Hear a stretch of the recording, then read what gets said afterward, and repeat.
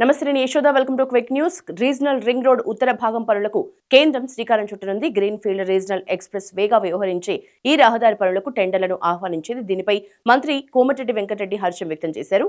ఇది కాంగ్రెస్ ప్రభుత్వం ఏడాదిలోనే సాధించిన అద్భుత విజయమని చెప్పారు. ఆర్ఆర్ఆర్ తెలంగాణ బిడ్డల బంగారు భవిష్యత్తుకు బాటలు వేస్తుందన్నారు.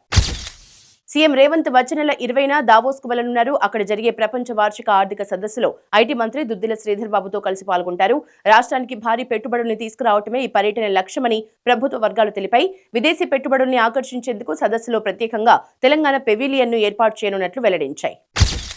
సంక్రాంతి పండుగకు 5,000 ప్రత్యేక బస్సులు నడపనున్నట్లు టీజీఎస్ ఆర్టీసీ ప్రకటించింది. ఇవి ఏ రూట్లలో నడుస్తాయి, ఛార్జీలు ఎలా ఉంటాయి అనే దానిపై త్వరలో స్పష్టత ఇవ్వనుంది. రాష్ట్రంలోని జిల్లాలతో పాటు ఏపీకి ఈ స్పెషల్ బస్సులు నడపనున్నట్లు ఆర్టీసీ వర్గాలు వెల్లడించాయి. జనవరి మొదటి వారం నుంచి 10 రోజుల పాటు ఈ బస్సులు అందుబాటులో ఉంటాయి.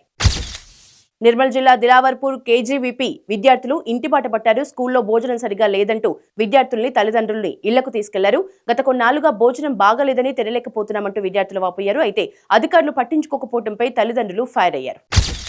కొత్త ఏడాది వేడుకల్ని దృష్టిలో పెట్టుకుని వైన్ షాపులు, బార్లకు ముందుగానే స్టాక్ పంపిణీ చేశారు. గత 3 రోజుల్లో 565 కోట్ల విలువైన మద్యం లిఫ్ట్ చేసినట్లు ఎక్సైజ్ వర్గాలు తెలిపాయి. ఇవాళ మద్యం డిపోలకు హాలిడే అయినప్పటికీ తెరిచే ఉంచనున్నారు. న్యూ ఇయర్ వేడుకలకు 1000 కోట్ల అమ్మకాలు జరిగే అవకాశం ఉందని అధికారులు అంచనా వేస్తున్నారు. దక్షిణ కొరియాలోని మయాన్ అంతర్జాతీయ విమానాశ్రయంలో ఘోర ప్రమాదం జరిగింది. బ్యాంకాక్ నుంచి వచ్చిన విమానం ల్యాండ్ అవుతుండగా అదుపు తప్పి గోడను ఢీకొట్టింది. ఈ ప్రమాదంలో 179 మంది మరణించగా 2 ప్రాణాలతో బయటపడ్డారు. ల్యాండింగ్ గేర్ ఫెయిల్ అవ్వటం వల్ల ఈ ప్రమాదం జరిగినట్లు అధికారులు ప్రాథమిక విచారణలో తేలింది. ఫ్లైట్ ప్రమాదానికి సంబంధించిన వీడియోలు సోషల్ మీడియాలో వైరల్ గా మారాయి. భారత్ చైనా సరిహద్దులోని పాంగాంగ్ సరస్సు వద్ద ఆర్మీ ఛత్రపతి శివాజీ విగ్రహాన్ని ఏర్పాటు చేసింది. సముద్ర మట్టానికి 1400-300 అడుగుల ఎత్తులో ఈ విగ్రహాన్ని ఏర్పాటు చేశారు. ఈ నెల 26న కమాండర్లు విగ్రహాన్ని ఆవిష్కరించినట్లు ఆర్మీ ట్వీట్ చేసింది. ఈ విగ్రహం బలగాల్లో స్ఫూర్తి నింపటంతో పాటు భారత వీరత్వాన్ని ప్రత్యర్థులకు గుర్తు చేస్తుందని స్పష్టం చేసింది. World rapid chess championship title విజేతగా తెలుగు తేజం కోనేరు హంపి నిలిచారు. టోర్నీలో 8.5 పాయింట్లతో అగ్రస్థానంలోకి దూసుకెళ్లారు. ఇండోనేషియా ప్లేయర్ సుఖందర్ పై ఆమె విజయం సాధించారు. 2019లోనూ ఆమె విజేతగా నిలిచారు. దీంతో చైనా గ్రాండ్ మాస్టర్ జు వెంజన్ తర్వాత ఎక్కువసార్లు టైటిల్ గెలుచుకున్న ప్లేయర్ గా హంపి రికార్డులకెక్కారు.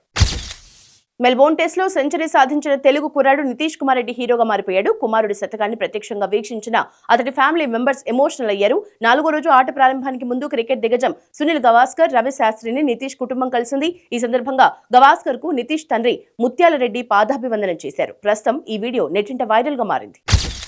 రామ్ చరణ్ హీరోగా నటిస్తున్న చిత్రం గేమ్ చేంజర్ కు సంక్రాంతికి విడుదల కానుంది ఈ సినిమా విడుదలను పురస్కరించుకుని విజయవాడలో భారీ కటౌట్ ని ఏర్పాటు చేశారు. విజయవాడ బృందావన కాలనీలోని వజ్ర మైదానంలో 256 అడుగుల రామ్ చరణ్ కటౌట్ అందరినీ ఆకట్టుకుంటోంది.